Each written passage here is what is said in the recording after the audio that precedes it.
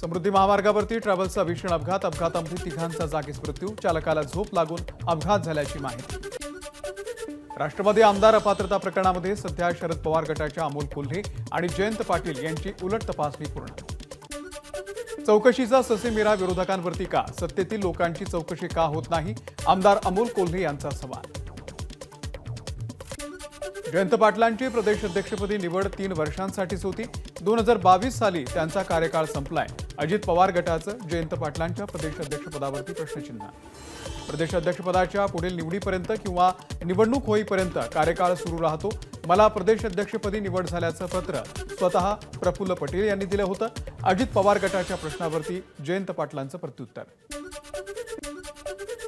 ठाकरे गटाच्या नेत्या किशोरी पेडणेकर यांची आज पुन्हा एकदा ईडी चौकशी होणार। कोविड काळातील कथित बॉडी बॅग घोटाळा प्रकरणामध्ये किशोरी पेडणेकर यांची चौकशी। कोविड काळामधल्या खिचडी घोटाळा प्रकरणामध्ये संजय राऊत यांचे बंधू संदीप राऊत यांना ईडीचं समन्स। 30 जानेवारीला संदीप राऊत यांना चौकशीसाठी हजर राहण्याचे ईडीचे निर्देश। बारामती अॅग्रो कथित घोटाळा प्रकरणामध्ये आमदार रोहित पवार यांची ईडीकडून 11 तास चौकशी। ईडी कार्यालयाच्या बाहेर कार्यकर्त्यांकडून रोहित पवार यांचे जंगी स्वागत। 1 फेब्रुवारीला पुन्हा एकदा रोहित पवार यांची ईडी चौकशी। एखादा कार्यकर्ता लढत असताना पवार त्यांच्या मागे राहतात, ते पळणाऱ्यांच्या मागे राहत नाहीत। रोहित पवार यांचा अजित पवार यांना टोला। चौकशीसाठी बोलावलं त्यात महाराष्ट्राचा अपमान कुठे? रोहित पवार यांच्या ईडी चौकशीवरती मनसेचे नेते प्रकाश महाजन यांची प्रतिक्रिया। मुंबईमध्ये राष्ट्रवादीचे कार्यकर्ते आक्रमक, सुप्रिया सुळे यांनी काढली कार्यकर्त्यांची समजूत। आमदार रोहित पवार यांच्या ईडी चौकशीच्या विरोधात राष्ट्रवादीचे कार्यकर्ते आक्रमक। सोलापूरच्या 4 हुतात्मा चौकामध्ये रोहित पवार यांच्या समर्थनार्थ राष्ट्रवादीची निदर्शनं। राज्य सरकारच्या विरोधात जोरदार घोषणाबाजी। न्यायालयामध्ये जाण्याचा अधिकार आम्हालाही आहे। आमचे वकील आमची बाजू मांडतील। कोणत्याही नियमाचं उल्लंघन केलेलं नाही। आमचा न्यायव्यवस्थेवरती विश्वास आहे। मोर्चा विरोधामधील याचिकेवरती जरांगेंची प्रतिक्रिया। मोर्चामध्ये जवळपास 70 ते 80 लाख लोक आहेत। 26 तारखेला आम्ही मुंबईला पोहोचणार। जोपर्यंत आमच्या मागण्या पूर्ण होत नाही तोपर्यंत आम्ही मागे हटणार नाही, जरांगेंची प्रतिक्रिया। देहू रोडमध्ये मराठा बांधवांकडून जरांगेंच्या मोर्चामध्ये सहभागी झालेल्या लोकांसाठी पाण्याची सोय। पहाटे 5:30 वाजता या मोर्चामध्ये सहभागी झालेल्यांची चहाची ही सोय। मनोज जरांगे यांच्या स्वागतासाठी पिंपरी चिंचवडच्या वेगवेगळ्या भागांमध्ये मराठा बांधव, लहान मुलं, महिला रस्त्याच्या दुतर्फा उभे। पहाटेचे 4 वाजता ही गर्दी। थंडीमुळे लोकांनी पेटवली शेकोटी। सरकार मराठा समाजाला टिकणारं आरक्षण देईल, जरांगे आणि आंदोलकांनी आंदोलन टाळावं, मुख्यमंत्र्यांचं वक्तव्य। सरकार प्रामाणिक प्रयत्न करते, त्यामुळे सर्वेक्षणाला मदत करायची की मुंबईमध्ये यायचं याचा निर्णय मनोज जरांगे यांनी घ्यावा, मंत्री दीपक केसरकर यांचं वक्तव्य। सर्वेक्षण सर्व समाजाचं आणि सर्व जातीचं करावं। मराठा आरक्षणाचा मुद्दा सरकारनं चुकीच्या पद्धतीनं हाताळला। आधी वेळकाढूपणा केला आणि आता 10 दिवसांमध्ये सर्वेक्षण करतायत। विजय वडेट्टीवार यांची राज्य सरकारवरती टीका। मनोज जरांगेंच्या मोर्चाचा नवी मुंबईमध्ये येणारा मार्ग बदलला। जुन्या मुंबई पुणे एक्सप्रेसवेवरून मोर्चा पनवेलमध्ये दाखल होणार। आज आणि उद्या नवी मुंबई आणि पनवेलमध्ये जड वाहतुकीला बंदी। मराठा मोर्चाचा आज नवी मुंबईमध्ये मुक्काम असल्यानं पोलिसांचा निर्णय। मराठा आरक्षणासंदर्भात सर्वेक्षण सुरू, मात्र त्यासाठी कमी दिवस हाती असल्यानं शिक्षकांनी मदत केली पाहिजे, मंत्री दीपक केसरकर यांचं शिक्षकांना आवाहन। सरकारी यंत्रणेकडे कर्मचारी असूनही काम शिक्षकांनाच। सर्वेक्षणाच्या कामामध्ये 90% शिक्षकच आहेत। येत्या काळामध्ये शिक्षकांना सर्वेक्षणाची कामं देऊ नये यासाठी मुख्यमंत्री आणि उपमुख्यमंत्र्यांशी चर्चा करणार, आमदार विक्रम काळेंचं वक्तव्य। शिक्षक आमदार सुधाकर अडबले यांचं मुख्यमंत्र्यांना पत्र। बहुतांश शाळेमधील 80% शिक्षक मराठा सर्वेक्षण करत असल्यानं विद्यार्थ्यांना शिकवायचं कसं, सुधाकर अडबले यांचा सवाल। मराठा आरक्षणासाठी नेमलेल्या शिंदे समितीला सरकारकडून 29 फेब्रुवारी 2024 पर्यंत मुदतवाढ। समितीकडून कुणबी दाखले शोधण्याचं काम सुरू। मनोज जरांगे यांच्या मुंबईमधील आंदोलनासंदर्भात योग्य ती कायदेशीर कारवाई करण्यास तयार राज्य सरकारतर्फे महाधिवक्त्यांची मुंबई उच्च न्यायालयामध्ये हमी। मराठा आंदोलनामुळे मुंबईमधील जनजीवन विस्कळीत होणार नाही, ही जबाबदारी राज्य सरकारची, हायकोर्टाचे सरकारला निर्देश। विधानसभा आणि लोकसभा हे आरक्षण वाचवण्याचं केंद्र, तिथे त्या विचारसरणीचे लोक असायला हवेत, प्रकाश आंबेडकर यांचं ओबीसी एल्गार मेळाव्यामध्ये वक्तव्य। धाराशिवमध्ये ओबीसींची महा एल्गार सभा, छगन भुजबळ सभेला अनुपस्थित। आरक्षण वाचवण्यासाठी 26 जानेवारीला ओबीसी समाजही मुंबईमध्ये धडकणार, ओबीसी नेते प्रकाश शेंडगे यांचं वक्तव्य। तर ओबीसी आरक्षणाच्या नादी लागू नका, शेंडगेंचा जरांगेंना इशारा। सरकारनं ओबीसींचा विश्वासघात केला, 2.5 कोटी मराठा समाजाला ओबीसीमध्ये आणण्याचं काम सुरू असल्याचा शेंडगे यांचा आरोप। कोथरूड विधानसभा मतदारसंघाचा आढावा घेण्यासाठी आलेल्या पार्थ पवार आणि इतर नेत्यांनी घेतली जयश्री मारणे यांची भेट। यावेळी जयश्री मारणेंचा पती कुख्यात गुंड गजानन मारणेनं पार्थ पवार आणि इतर नेत्यांचं केलं स्वागत। जागा वाटपासंदर्भामध्ये मुंबईमध्ये आज महाविकास आघाडीची महत्त्वाची बैठक। या बैठकीला मतदारसंघनिहाय चर्चा होणार। ठाकरे गटाच्या कोट्यातून 2 जागा प्रकाश आंबेडकर यांना, तर राजू शेट्टी यांना पवार गटाकडून हातकणंगलेची जागा मिळण्याची शक्यता।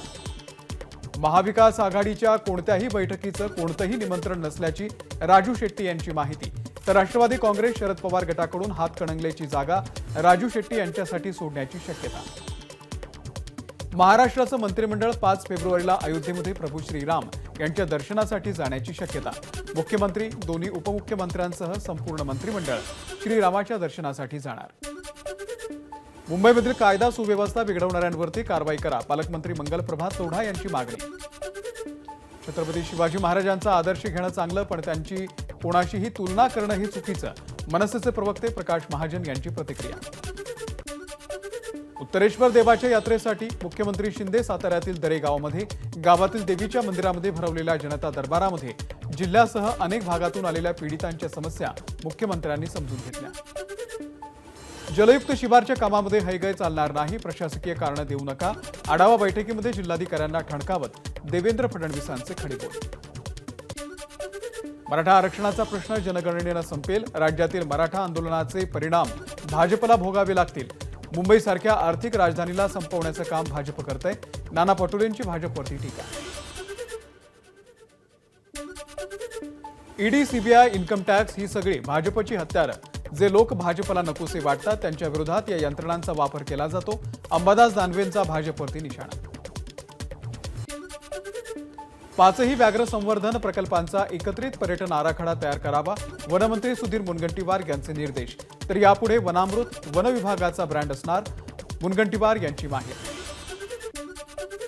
यंदा महाराष्ट्रामध्ये नवतरुण मतदारांची संख्या वाढली, राज्यातील 18 ते 19 वयोगटामधील 45,19,000 नवतरुणांपैकी 10,18,000 तरुणांनी मतदार म्हणून केली नोंदणी, मात्र अद्यापही 78% तरुणांची मतदार नोंदणी बाकी। ठाणे जिल्ह्याच्या 18 विधानसभा मतदारसंघामधील नव्या मतदारांच्या संख्येमध्ये लक्षणीय वाढ, जिल्ह्यामध्ये जवळपास 48,631 नव्या मतदारांची नोंद। मुंबईमधल्या छत्रपती शिवाजी महाराज आंतरराष्ट्रीय विमानतळावरून वर्षभरामध्ये 5,15,00,000 प्रवाशांचा विमान प्रवास, गेल्या वर्षीच्या तुलनेमध्ये प्रवाशांच्या संख्येमध्ये 35% वाढ। सीएसएमटीच्या पुनर्विकासासाठी 86 झाडं तोडली जाणार, तर 180 झाडं पुनर्रोपित करणार, मुंबई महानगरपालिकेच्या वृक्ष प्राधिकरण कार्यालयामध्ये लावण्यात आली नोटीस। विठ्ठल मंदिर सरकारीकरण मुक्तीच्या याचिकेवरती 21 फेब्रुवारीला सुनावणी, भाजपचे नेते डॉक्टर सुब्रमण्यम स्वामी यांनी केली जनहित याचिका, काल झाली उच्च न्यायालयामध्ये सुनावणी। नांदेडमधील नायगाव तालुक्यामध्ये ढगाळ वातावरणामुळे रब्बी पिकं धोक्यात, पोंग्या अळीचा प्रादुर्भाव झाल्यानं ज्वारी पिकांचं मोठं नुकसान। भंडारा जिल्ह्यामध्ये अवकाळी पावसामुळे तापमानामध्ये घट, तर थंडी वाढल्यानं ग्रामस्थांना शेकोटीचा आधार। सिंधुदुर्ग जिल्ह्यामध्ये तापमान 10 अंश सेल्सिअसवर, तर थंडीपासून बचाव करण्यासाठी अनेकांनी घेतला शेकोटीचा आसरा। परभणी जिल्ह्यामध्ये गेल्या 3 दिवसांपासून थंडीची लाट, परभणीमध्ये सध्याचं वातावरण 7.5 अंशांवर। पालघरमध्ये तापमान 10 डिग्री सेल्सिअसवरती, तर तापमान घट झाल्यानं सर्वत्र धुक्याची चादर। कोल्हापूरच्या पाडगाव धरणाच्या पाण्यावरती उभारण्यात येणारा अदानी ग्रीन एनर्जी प्रकल्प अखेर रद्द. अदानी ग्रुपनं प्रकल्प रद्द केल्याचं पत्र दिल्याची आमदार प्रकाश आंबेडकर यांची माहिती. मुंबईच्या गोरेगाव पश्चिमेमधील अनमोल इमारतीमध्ये आग. अग्निशमन दलाकडून आग नियंत्रणामध्ये. इमारतीतील सर्वजण हे सुखरूप. कल्याणच्या आनंदनगर एमआयडीसीमधील कॅनरा इंजिनिअरिंग कंपनीला आग. अग्निशमन दलाकडून आगीवरती नियंत्रण. कारण अद्यापही अस्पष्ट. पुण्यामध्ये काँग्रेसचे आमदार रवींद्र धंगेकर यांच्याविरोधात तक्रार दाखल. धंगेकरांच्या हस्ते झालेल्या कारसेवकांच्या सन्मानाचे बॅनर 2 गटांमध्ये तेढ निर्माण करणारे सामाजिक कार्यकर्ते अनवर शेख यांचा आरोप. जेजुरी गडावरती शाकंभरी उत्सवाचा उत्साह. मंदिराच्या गाभाऱ्यामध्ये पालेभाज्या आणि फळभाज्यांची पूजा. दरवर्षीप्रमाणे जेजुरीच्या मेघमल्हार प्रतिष्ठानच्या वतीनं धार्मिक उपक्रम संपन्न. 2 फेब्रुवारीला 1 दिवसीय मराठवाडा ग्रामीण साहित्य संमेलन आयोजन. यंदा या साहित्य संमेलनाचं 9वं वर्ष. अभिनेत्री निशिगंधा वाड यांच्या हस्ते उद्घाटन होणार. नाशिकमध्ये एटीएसची मोठी कारवाई. भारतामध्ये बंदी असलेल्या दहशतवादी संघटना टेरर फंडिंग केल्या प्रकरणामध्ये नाशिकमधून एकाला अटक. जळगावमध्ये मंत्री गिरीश महाजन यांच्या कार्यालयाला टाळं ठोकून कोळी समाजाचा कार्यकर्त्यांचा निषेध. जात प्रमाणपत्र देण्याची केली मागणी. 2 दिवसांमध्ये जात प्रमाणपत्र दिलं नाही तर मंत्र्यांना जिल्ह्यामध्ये फिरू देणार नाही. कार्यकर्त्यांचा इशारा. अजित पवार गटाच्या कोल्हापूर जिल्हाध्यक्षपदावरून AY पाटील यांना काढलं. नवे जिल्हाध्यक्ष म्हणून बाबासाहेब पाटील आसुर्लेकर यांची नियुक्ती. अमरावतीच्या तामसवाडी इथे जंगी बैलगाडा शर्यतीचं आयोजन. शर्यतीमध्ये राज्यभरातून प्रसिद्ध बैलजोड्या सहभागी. माजी आमदार अभिजित अडसूळ यांनी स्वतः शर्यतीमध्ये सहभागी होत बैलगाडा हाकला. जळगावच्या डीमार्टमध्ये खरेदी करताना 2 ग्राहकांमध्ये हाणामारी. हाणामारी करणारे दोन्ही परिवार पोलिसांच्या ताब्यात. यवतमाळच्या उमरखेडमधील नागरिकांचं अमरापूर प्रकल्पाच्या जवळ आमरण उपोषण. 340 कुटुंबांना ऐच्छिक पुनर्वसन आणि मोबदला देण्याची मागणी. नागपूरमधील रामटेक बायपासवरती भीषण अपघात. कार आणि पिकअपच्या धडकेमध्ये वनविभागाच्या 2 कर्मचाऱ्यांचा मृत्यू. वर्ध्यामध्ये शेजारी महिलेकडून बालकाचा नरबळी देण्याचा प्रयत्न. विहिरीला शेंदूर लावायला वाकलेल्या मुलाला महिलेकडून विहिरीमध्ये ढकलल्याची घटना समोर. या महिलेवरती गुन्हा दाखल. भाईंदर पूर्व येथील गोल्ड नेस्ट सर्कल येथे भगवान श्रीरामाचं दर्शन घेण्यासाठी भव्य लाईट शोचं आयोजन. 28 जानेवारीपर्यंत चालणाऱ्या लाईट शो मधून प्रभू श्रीरामाच्या दर्शनासोबतच रामभजन आणि सुंदरकांडही ऐकायला मिळणार.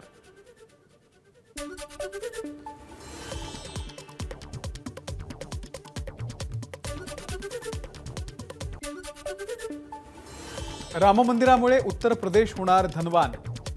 SBI रिसर्चचा अहवाल. राज्याला 4 लाख कोटींचं उत्पन्न मिळणार. SBI रिसर्चचा अहवाल.